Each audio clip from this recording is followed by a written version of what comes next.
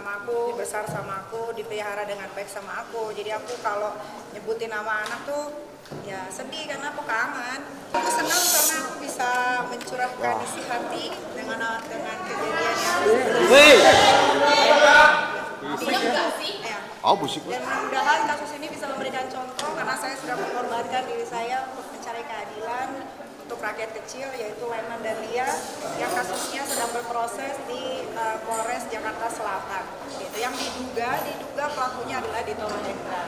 Gitu. Dan itu kan kasusnya lebih parah dari Undang-Undang ITE ya, penyekapan, pemukulan dan mengambil hak kemerdekaan orang lain. Tadi Kodiki sendiri bilang bahwa membantah konflik itu langkah pencemaran mereka menjadi Iya, memang nggak ada kata-kata makian kan di situ kan lebih ke menghimbau gitu, menghimbau kepada aparatur negara, khususnya kepolisian Polres Jakarta Selatan untuk menindaklanjuti dengan cepat. Selalu kan kalau Nikita jangan sebut anak, kalau masalah lain dia akan tegar, tapi kalau udah menyentuh anak dia pasti mengeluarkan air. Oh iya, karena dia menyebut anaknya. Jadi si Niki itu menyampaikan bahwa kejadian termasuk kejadian di rumahnya menimpa anaknya dan sebagainya itu sudah disampaikan di dalam eksepsi sehingga dia terbata-bata itu karena menyangkut anaknya. Yang kedua, dia sampaikan kepada anaknya, ketiga anakku, mami ya bahasanya ya, bukan pelaku teroris. Jadi Anda jangan trauma, jangan kaget, jangan apa. Yang jelas mamimu bukan pembunuh, bukan pelaku teroris. Mamimu menyuarakan kebenaran karena ada kasus, tapi menjadi persoalan seperti ini. Tapi mamimu tidak akan pernah berhenti untuk menyuarakan sebuah keadilan dan kebenaran. Itu kata dia. Di anak, kalau urusan anak Niki pasti begitu. Kalau urusan anak dia pasti nangis. Apalagi kemarin di akhir eksepsinya dia minta anak-anaknya tegar dan disampaikan mamimu bukan pembunuh, mamimu bukan teroris. Jadi Anda tahu mamimu hanya menyuarakan sesuatu ditafsirkan sebagai pencemaran nama baik. Itu urusannya lah ya. Jadi orang menangis itu kalau siapapun kalau sudah teringat anak pasti menangis, manusiawi lah. Ya, jadi kita juga nggak bisa ngelarang orang untuk menangis atau tidak menangis. Siapapun kalau sudah ingat anak pasti akan menangis ya. Nggak ada penyesalan karena dia merasa tidak melakukan sesuatu. Karena ini bukan dia melakukan tindak memukulin orang, penganiayaan ya. Tapi ini ditafsirkan seakan-akan postingan itu menjadi postingan yang mencemarkan nama baik. Nanti kita lihat siapa dia. Ya, nanyain biaya sekolah sama Nikita. Ya Nikita masih siap lah. Kan sering tuh media bertanya ke saya bagaimana kehidupan ekonomi Nikita, anak-anaknya dia sudah persiapkan jauh-jauh hari. Jadi insya Allah rezeki itu Allah yang ngatur. Kezoliman yang dirasakan Nikita hari ini juga tidak menutup pintu rezeki dia. Ada aja rezeki mah, gitu ya. Pekerjaan dia sebagai brand ambassador juga malah diperpanjang kontraknya.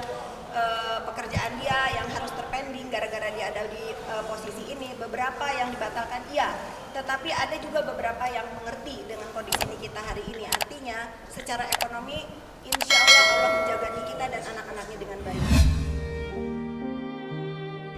Eksepsinya ada 9 poin, jadi mengajukan eksepsi ada 9 keberatan, total 88 halaman. Yang paling penting dari semua poin itu adalah pertama, seseorang merasa dirugikan tapi lapor dulu.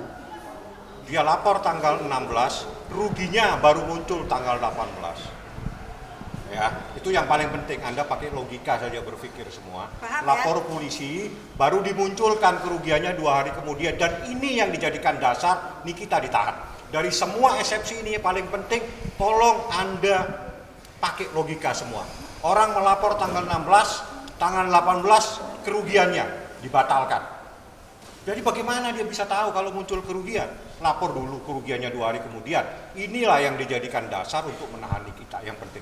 Yang kedua, terkait dengan jumlah saksi.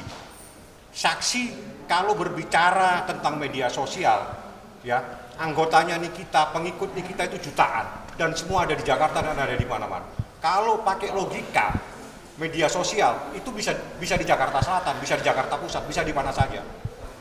Ya, jadi tolong jangan ciptakan saksi di dalam persoalan yang begini. Apalagi muncul satpam dan sebagainya. Yang lain-lain itu terlalu masuk pasal-pasal. Saya tidak akan mau bicara pasal biar nanti. Paling penting itu saja. Ya, terpenting dari semua eksepsi ada 9 yang terpenting tentang kerugian yang muncul setelah lapor polisi. Kejanggalan yang muncul. Sangat kejanggalan. Ya, kita pasti di dalam dakwaan harus dibatalkan. Alasannya tidak cermat. Tidak cermat itu nih kita bingung. Satu nih kita dibilang mencemarkan nama baik pasalnya, tapi dibilang nih kita itu menghimbau. Dibilang nih kita itu mencemarkan nama baik, tapi dia itu justru memposting tulisan dari rekan-rekan media. Kalau rekan-rekan media wartawan ini itu punya hak untuk menyuarakan kebenaran melalui berita dan sebagainya. Kalau ada masyarakat yang mengambil berita dari Anda terus memposting, tiba-tiba diperlakukan seperti ini, terus bagaimana? Pokoknya intinya begini, ini kita seperti kalian lihat, dia sanggup menghadapi semua resiko hukum yang sedang dia hadapi. Tidak ada yang seperti kalian lihat semua, tidak ada kesedihan apapun yang terpancar dari wajah Nikita. Cuman satu yang harus kalian tegasi tadi, Nikita lagi bicara, keburu harus stop. Nikita mengorbankan dirinya. Ingat ya, Nikita mengorbankan dirinya untuk mengikuti proses keadilan yang sedang terjadi di Serang, Banten. Nggak usah didramatisir. Semua orang yang menghadapi masalah hukum ditahan, ditanya enak nggak enak ya. Tentu kalau ditanya enak-enak tentu nggak enak. Namanya kita lagi bermasalah ya Mbak ya. Mungkin dari Mbak bisa dilanjutkan. Kalau Nikita kan sering dibesuk juga sama lawyernya. Ya. Kita baik-baik aja. Sejauh ini sih Mbak Nikita sangat tegar ya, maksudnya ya boleh dibilang ini dia beberapa kali ya tersandung masalah hukum, tapi dia juga mikirin anak-anak, tapi dia cukup tegar, cukup kooperatif juga, dan kita berharap sih yang terbaik. Terbaik.